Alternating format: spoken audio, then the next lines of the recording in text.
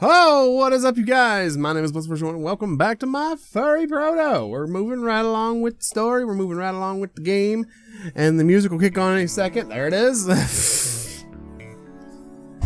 Again, for me, it's very loud. For you guys, it's probably, I said it probably about 10 or 15. Something like that. Because I even have it turned almost halfway down in OBS. So, again, it's very loud. Anyway. Last we left off, we're going to the swamplands now with Juno. The swamp was illuminated by a bright purple light hovering in the sky. As Juno noted, it was one of the satellites of our planet. We simply called it Tilia, which appeared at night and replaced Iria, our sun. Shit. We had been walking through the swamp for half the night. All the while, Juno was looking with interest at all the bugs, worms, and spiders that came across in our way. In the swamps, these critters were big, the size of a palm, so I once again tried not to step on them. Juno didn't disdain at all. I grabbed them with her bare hands, examining and touching each vile swamp creature. Ugh, you better put that down. Juno stroked the furry body of the well-fed bright red spider with fluffy paws. The very sight of it gave me goosebumps, and I wanted to either run away or smear this monster across the ground with one kick. But Juno didn't share my views of this creature. To her, they were all interesting and cute.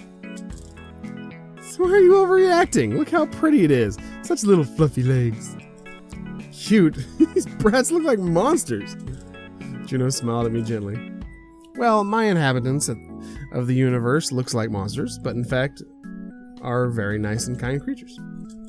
For example, the inhabitants of the planet 0U-OU-87109E look like huge mutated worms and stink of natural mucus.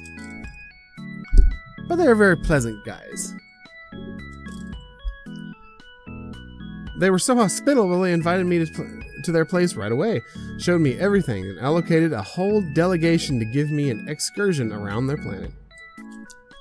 They invited me to come back, but so far I have had no time to make a visit. Can I ask a question? Oh, sure, Juno shrugs her shoulders. Of course, Blitz, ask. Well, why do you need permission? Well, it's just a bit of a personal question. Juno waved her hand. Of course, ask, I'm listening. Why did you decide to, well, travel the universe? Have you always wanted to do this, or did you just have no choice? There was a silence. Juno apparently was considering my question. She lowered her hand, allowing the vile, terrible red belly thing that was barely even worth calling a creature at all to crawl away. If this is some kind of painful topic for you, then... No. I was just thinking how to make the story short. You know, my species has a long history. We were once just some slaves created to replace real soldiers in war. An artificial species created in labs with the help of science. But after many efforts, and we gained our freedom and became normal species with free will. Since then, most of us just pursue either an assortment of collective goals or individual dreams. Some protogens work for our government and complete special missions. Some live a normal life on our home planet, and some of them, like me, live on their own and travel through the universe. Since I was born, I always wanted to study biology, but maybe because that was imprinted in my genes when I was created. I've never thought about anything else since I became free. I didn't understand a lot of the words she said, so I tried to summarize everything without asking useless questions. So it's like, your fate? Something like that. Juno turned to me with a thoughtful expression in her helmet. Fate? Is that like a religious concept about predetermined future? Yeah, something like that. Here we have, for example, Mother of Heaven. She creates fate. She lives on a cloud and weaves destiny for everyone from heavenly threads. And you can't go against this fate. She decides who you will become, what you will do, and in general, she determines your whole life. And how do you know what she decided? Well, usually someone just lives their whole life without making any changes. and believes that this is the only way it should be. If the roof of our house fell in, so this is your fate. A flood killed all the cattle. Your fate. A lean year? Very simple. This is your fate. We live like that, and we only believe in fate. And what about the unusually? I frowned, not understanding what Juno meant. What do you mean? Well, you said it's usually like this, but what about the exceptions? I bit my lip thinking about her words. My gaze fell on Telia, frozen in the sky, illuminating by a pinkish purple glow. Well, one time our elders said that Lit, this is the younger brother of the Mother of Heaven, came to him and told him that one boy from our village is the chosen one. And Lit told of his fate, that he was destined to live in the village all his life, and then when he turned 21 became the head of the settlement. And that this boy is supposed to save our village and its inhabitants from some terrible trouble in the future. And if he leaves, nothing can be saved and our village will be destroyed. That's horrible. How can they say such a thing to a child? It's simply unacceptable. Or is it normal for your culture? I'm shrugging my shoulders. I don't know, but I mean, this boy didn't like what he heard at all, and he has lived like this all his life, not daring to do anything of his own free will. The villagers decided everything for him because they believed that since he was their savior, it meant that he became their property. Something like that. Sad story. When did it happen? Did this boy save his village? Smiled mirthlessly. Well, no, in fact, it's still unclear how the story will end. The boy is now, well, he's in the village, and he's preparing to save the village from who knows what. Do you believe that? In his fate? Juno looked at me with undisguised interest. For her, it all probably sounded like a fairy tale. However, it did for me too. I didn't know what to say. I didn't believe in fate, but at the same time I understood that if my fate was predetermined, I wouldn't know about it. Exactly, I mean... Okay, here we go. There's all kinds of different predetermined type of things, and a lot of things known as self-fulfilling prophecies. Like a lot of fate and predestined things, which are never really set in stone. Like, I'm going to take a quote from Terminator, there is no future except one you write yourself, or that you make for yourself. And that's completely true, but at the same time, the futures are, my theory basically puts out that there are many different potential futures, and they're already all written. It's your choice of which path to take. You can end up going down a path of destruction and mayhem and becoming a fucking serial killer or something like that. You can choose a path of righteousness and religion, or you can choose a path of just whatever, choose any of the paths that are laid in front of you. But the thing is like they're already written out, and certain decisions are made and certain choices are made. I always also bring this up as well. I would have met my wife regardless of how things turned out, due to the fact that her brother and a coworker's brother that I was really close with, she moved off to, where'd she move to? I forget. I'll have to look that up. But she moved off to another state and stuff like that. But either way, it's like I would have ended up meeting her brother, and then I would have ended up meeting my brother-in-law, and then still would have ended up meeting my wife. Or the fact that I used to be like I've said in the past, stuff like that. I knew a heavy metal band back in the day, and through a lot of them, a lot of my wife's family was also supporting them as well. So I would have still met her through that side anyway. So it's like, no matter how you slice this particular cake or this particular pie, we would have met, probably got together and had our same children. Again, fate always changes. Fate always throws a curveball at you. So you can either believe in fate or you don't. I don't exactly believe in fate. I just believe in potentials. The potentials of each different type of outcome or each different type of future. That's what I believe. Like, I know that my channel has a potential for being a really good channel and getting up there with some of the greats, because I know I'm a really good person. I'm funny. There are certain things I lack on, obviously, such as the social media aspect, live streaming aspect, certain things I don't really know, because I just want to sit around and play video games and have a good time with you guys. I want to spread joy and cheer for you guys. That way y'all don't have such a mundane existence like I usually do. That's why I watch Jacksepticeye, I watch Markiplier, I watch Rail on occasion, stuff like that. And as I appreciate and I do take certain types of criticisms, it does still a little piss me off sometimes when I get certain criticisms, because it's like, why didn't anybody else say something like this? I could have fixed some of this stuff a hell of a lot sooner if other people would have spoke up, instead of having one person speak up and then the way they put it kind of rubbed me the wrong way. Again, I'm taking it with a grain of salt, because this is a profession, this is a career that I want to choose. But at the same time, it kind of makes me mad just the way they phrased it. But again, that doesn't matter. It's all in the past. I'm not going to dwell on it. All I'm going to do is trying to upgrade my way to go forward. So I'm going to stop talking about all that and get back to the game. What if it's really like that? What if something happened to the village when I left? To be honest, no, I don't believe it. At least that's what I thought, that there is no fate. There is no mother of heaven or lit either. All this is friction in order to make life easier for people. Exactly. What do you mean, make life easier? Well, people have always been afraid of a lot of things. Death, for example, or crop failure. They didn't know how to deal with it, so they came up with a fairy tale that some woman in heaven decides everything, and she runs everything. And after death, she will take us up to heaven and let us work in helping create the universe. Somehow it made life easier, and people are not as so afraid to die anymore. Well, that's exactly the idea of religion.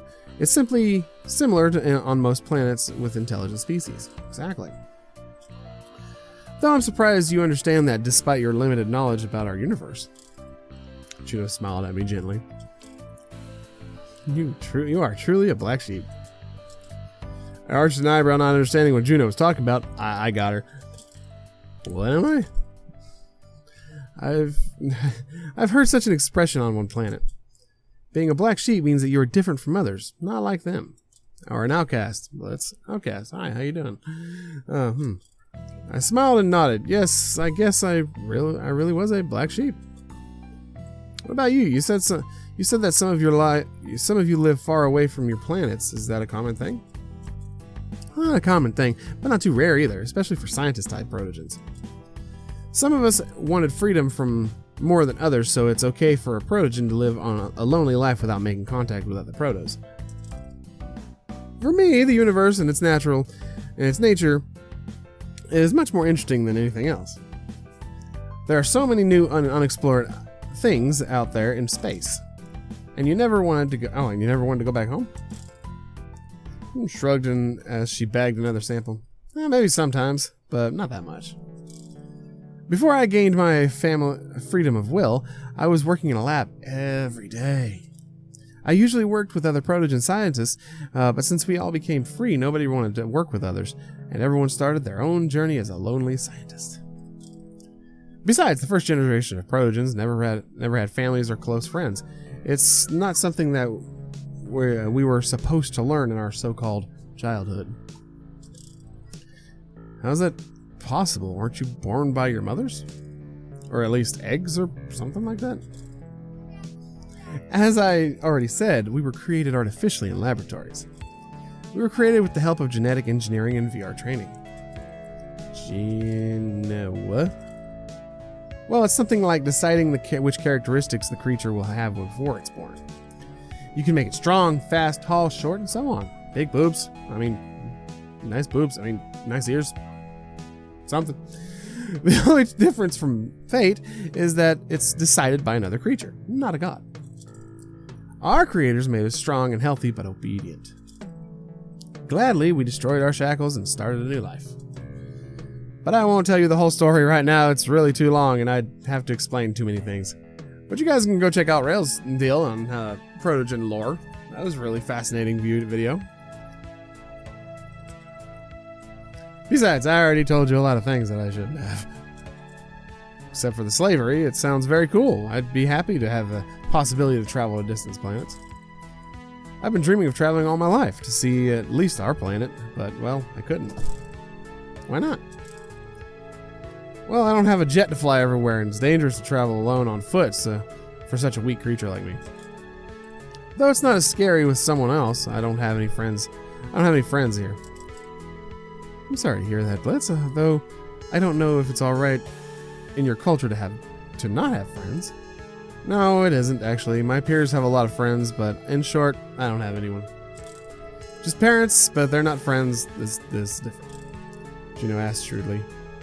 Do you have no friends because you don't believe in Mother of Heaven and Lit? Hearing this from her, I smiled. It sounded really absurd, but I couldn't say why I really didn't have any friends. I didn't want to admit that I lied to Juno and wasn't qualified to help her with her research. That I just grabbed the first chance I got to escape the prison in which I spent my whole life. If Juno hadn't gotten in my way, what would I have done? Probably I would have returned to the village. I would have come up with some story, begged the villagers to take me back, assured them that I realized all of my mistakes and would never do them anything like that again. Or maybe I would just disappear into the woods because it would be better than returning to my home. I think so, to some extent. I once told my friend Damien and that I don't believe in all this. He reacted very aggressively. And he became a betrayer. I haven't told anyone since. Now, he called me a betrayer, and I haven't told anyone since that, and I think it's all nonsense. She just smiled gently at me. Well, it doesn't matter now. Look, Blitz, you're traveling right now. This is probably not what you expected and dreamed of, but... I shook my head, interrupting Juno. No, it's great, really. It's, well, hell, even now, this is the coolest adventure of my life. Besides, I was very lucky I met you. I never would have thought that I would ever see an inhabitant of another planet. It's so cool when you're friends with an alien out from outer space.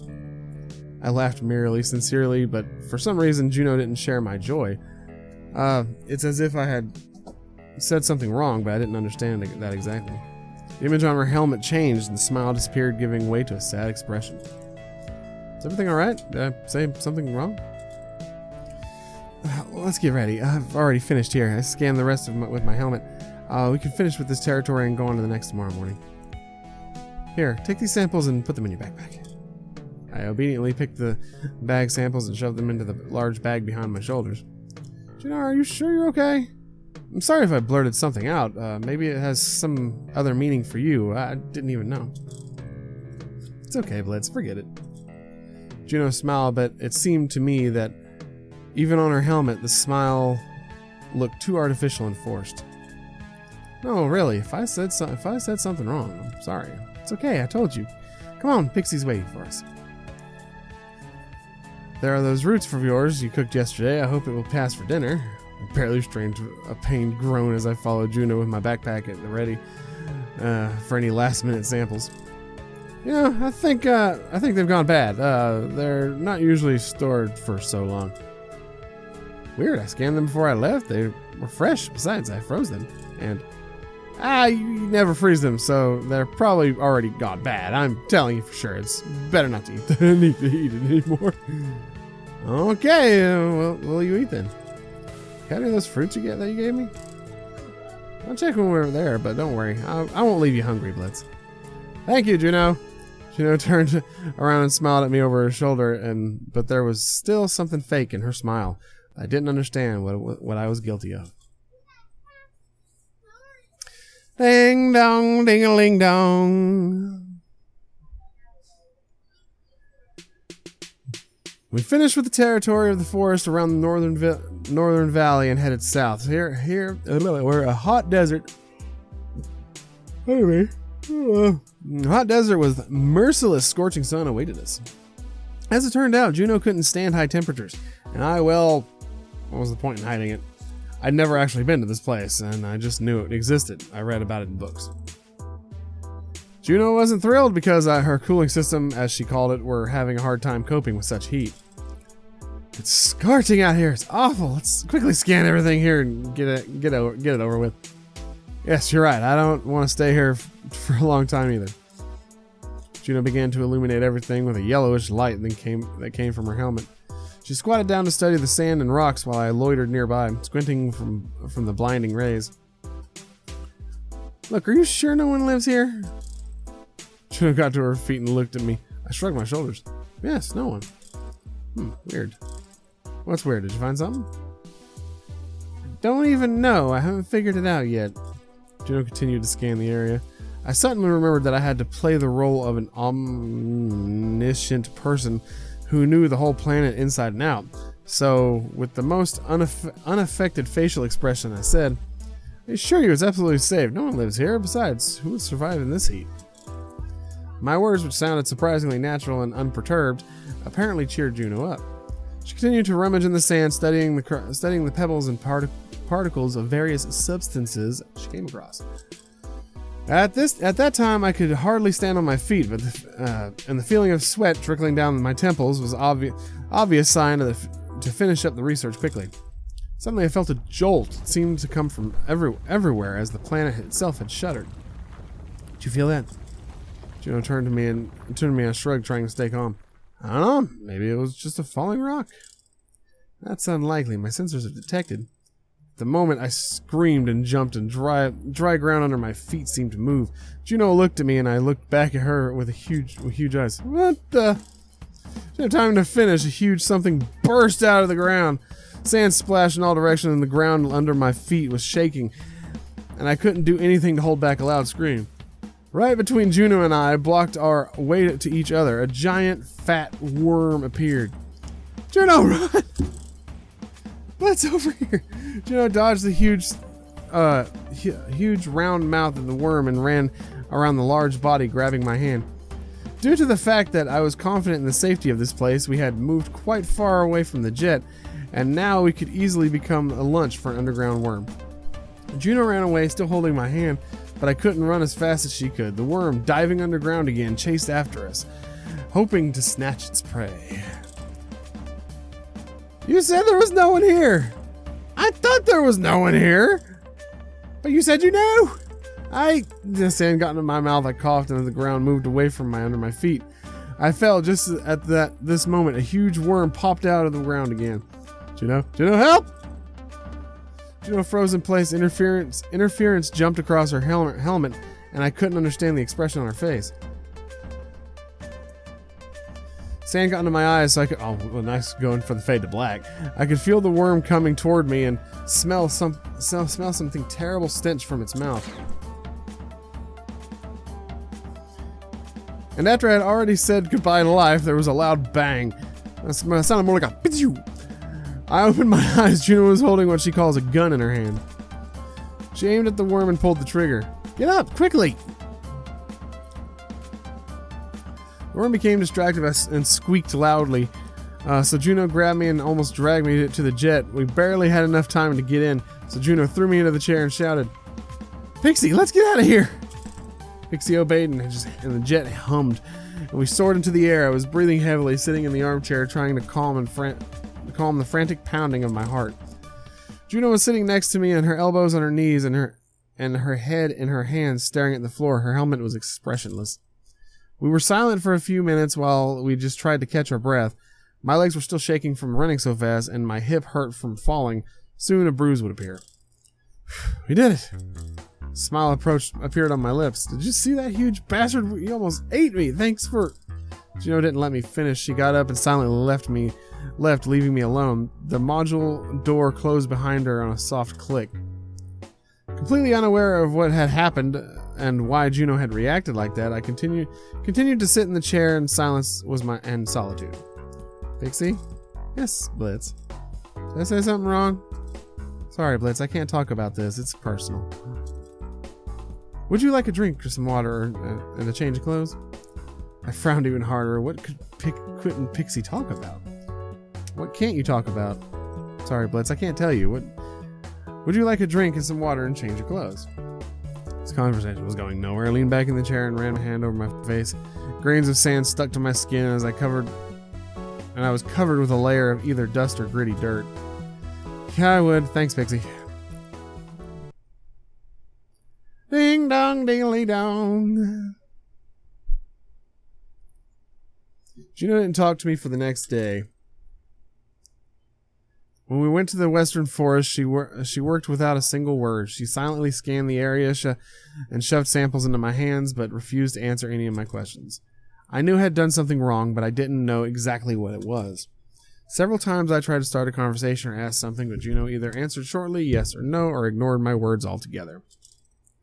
Felt lousy during the few days that Juno and I had traveled together. I'd gotten used to her communication and the sound of her voice. I'd never been as interested in anyone as I was in her. Maybe it was because I'd never talked to anyone so much about anything in the world, about life, about fate, about nature, and so on. It seemed to me that Juno and I had found a common language. I was sure that she felt the same way. And now I didn't understand what was happening or how to fix it. I didn't want to lose contact with Juno. I had never experienced such togetherness with anyone as I did with her. When we were walking through the forest, this time quite a rare one, with a comfortable trodden road, Juno said, "You lied to me, didn't you? You don't know anything about your planet." I froze, no longer trailing behind her. My heart sank into my heels, my face turned bright red, and I didn't know what to answer with. What makes you think that? Because it's impossible not to know about freaking giant worms if you know the whole planet like the back of your hand. Juno turned to me, an angry expression on her helmet. I hesitated. What could I say? After all, she was right. I had no idea what I was putting us both through in danger. Maybe I once read about something like this in books, but I didn't know the giant worms lived in the southern desert. Blitz, tell me the truth. Yes, you're right. You're 100% right. I don't know much about nature, or even much about the planet as a whole. I had never left my village. Juno looked at me with surprise, then growled furiously. She kicked a large stone with her foot, and it flew off in the other direction. Why did you lie to me? You should have said right away, Am I your babysitter? I needed a guide, not a liability, and you don't know anything. I couldn't tell, otherwise you wouldn't have taken me. That's right, I wouldn't have taken you and you wouldn't have been responsible for your life. But I had to leave. What else was I supposed to do? You came out of nowhere and you said you from another planet. I was just confused. Don't lie to me, Blitz. You didn't get confused. You decided to play traveler and took advantage of me. But I'm not your babysitter. I thought you were an experienced person. I thought you knew everything about your planet. But what did you turn out to be? A huge pile of I hung a pile of stones around my neck. And if you had died yesterday, what would I do? What would I say in your village? What's the difference? I'm alive. You are alive thanks to me. Juno just stamped her foot in anger. She was breathing heavily, and a face on her helmet turned bright red in unfiltered rage. I didn't know how to justify myself. After all, Juno was right.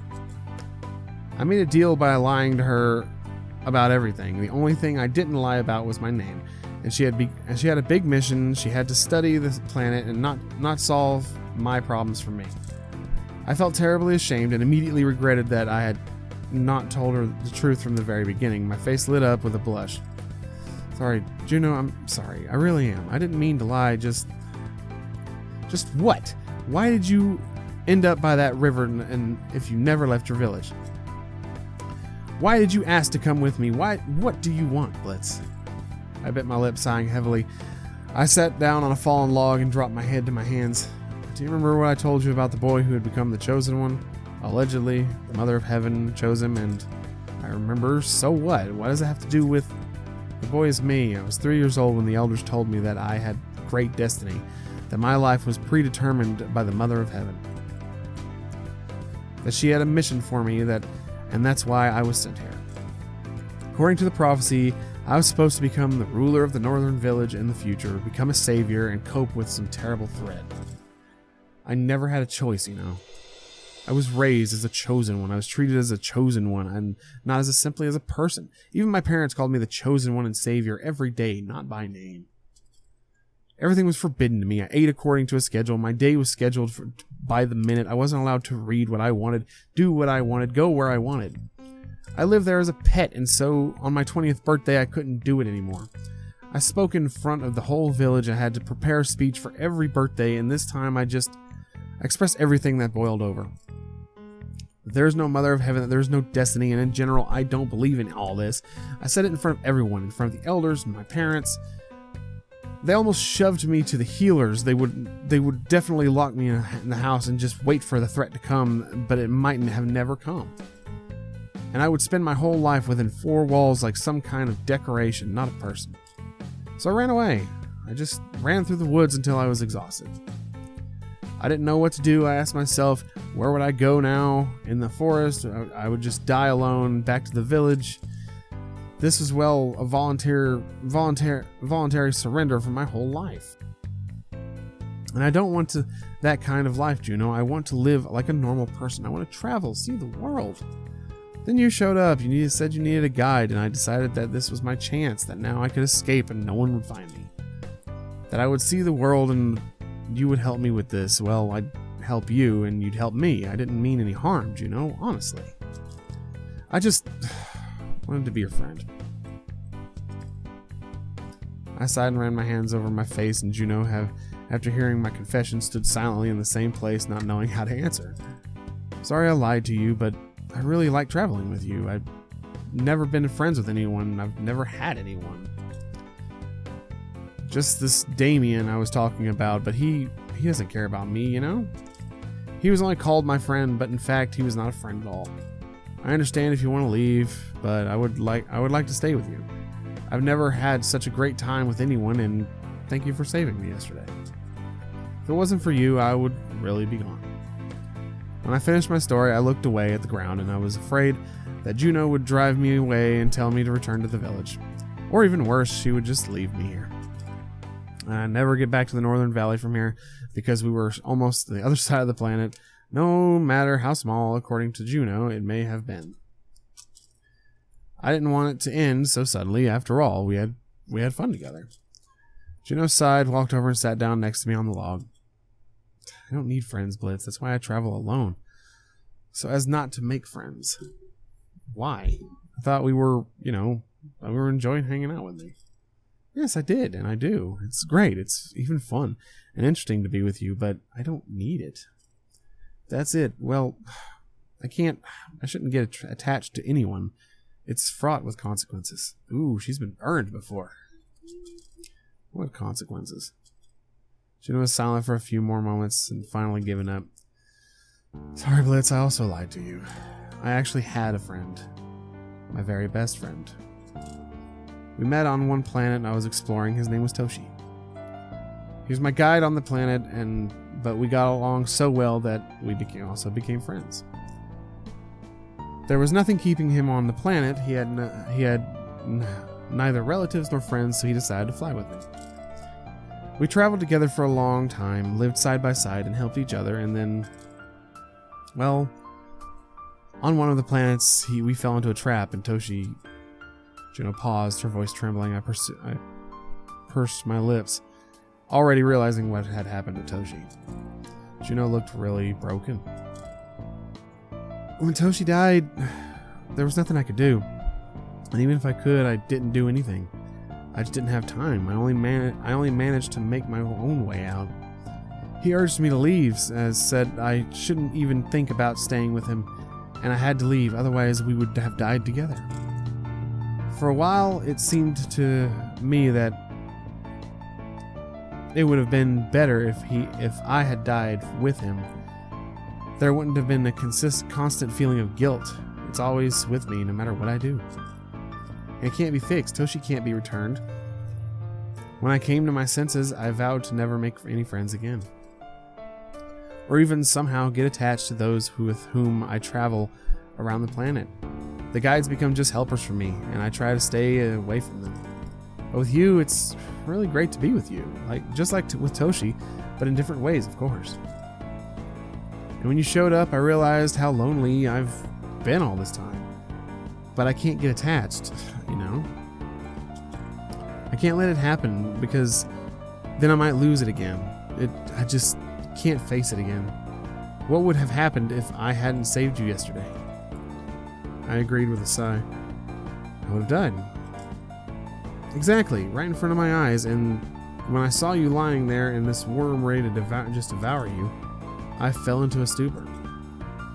It was as if Toshi appeared before my eyes and history was repeating itself. I don't know by what miracle I managed to pull myself together and help you. I don't want to lose a friend again. You know, it's too hard. But you can't be alone all your life.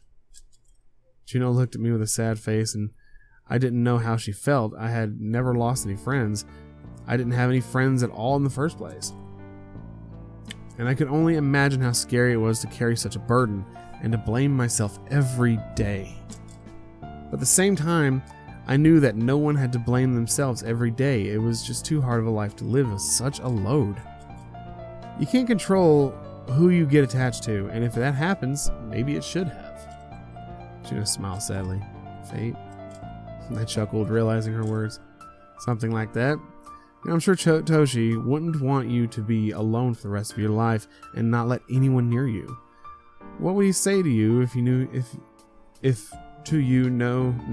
heard all this? Juno thought about it and laughed softly and said something in stern voice in a language I didn't understand. Whatever that means. Juno translated, let's say, well, pick up your snots and stop behaving like a child. Toshi was quite strict when it came to self-flagellation. His philosophy was somewhat similar to yours. He believed that what was meant to happen couldn't be avoided, and what had already happened couldn't be changed. Exactly. He would only get angry if he found out that for so many years I have been afraid to say an extra word to my assistants or even start a conversation. Because the more you talk to them about abstract topics, the more you get attached. I think you and I found each other, and I didn't have any friends because no one wanted to be friends with me. Well, everyone wanted to be friends with the chosen one, not with me. And you don't have any friends because you're afraid to make them. I think we're cut from the same cloth. Juno just smiled. Maybe you're right. I will try to help you, Juno, I promise. We don't have to, become very close friends. We can be friends for now, get used to each other, and if we become best friends, then so be it. And I will try not to be a burden on you. Okay. I held out my hand to Juno, and she looked at me with incomprehension in her eyes, but apparently quickly remembered what I meant. Smiling, she sniffed as if she was crying and squeezed my hand in a handshake. All right, let everything go as it goes, and then we'll see, right? Yeah. Well, or we can look at it, are we going to look for any stuff for your research? Yes, it'll be dark soon. Let's get this over with as soon as possible, and then we'll go have a look for more of your roots. I almost shuddered. By the way, I wanted to say, honestly, I don't know what these roots are. They're disgusting, and I never want to eat them again. Juno exclaimed. Then why did you eat them? Well, I just don't know how to distinguish edible mushrooms from inedible ones, and roots are safer than mushrooms. In short, I lied to you. Sorry, but that's the last thing I lied about, honestly. I must admit, I suspected something like that. Those roots stank terribly. I can't imagine how you ate them. What is it again? Honestly, I have no idea. Juno looked at me and then laughed out loud. What's wrong with you, Blitz? You eat such filth just not to tell the truth. You know, your endurance is enviable. I probably wouldn't be able to do that. Let's just forget about it and we'll find something better. Forget? Well, no way. I'll remind you it every day. Fine. On that note, I'm going to end this episode here. Thank you guys so much for watching. If you enjoyed my Furry Protogen, feel free to hit the thumbs up button. This game is tons of fun. I'm loving the shit out of it. Like I said, it's like, I want to do more of it, but at the same time, there's other stuff I have to roll into, and I've been on this for 40 minutes. I know between setup and the beginning, and then I had a long rant in the middle, so it's probably a little over 30-something minutes, but still. Thank you guys so much for watching. If you enjoyed, and you enjoy hearing me get a little philosophical occasionally and stuff like that, I always appreciate it, because I don't mind talking about stuff like this, especially when it's something tings on that little deal that, that little reverberating thing inside my head that says, you know something about this. Anyway, that being said, though, thank you guys so much for watching, and as always, I will see you in the next one. Hey, and peace out.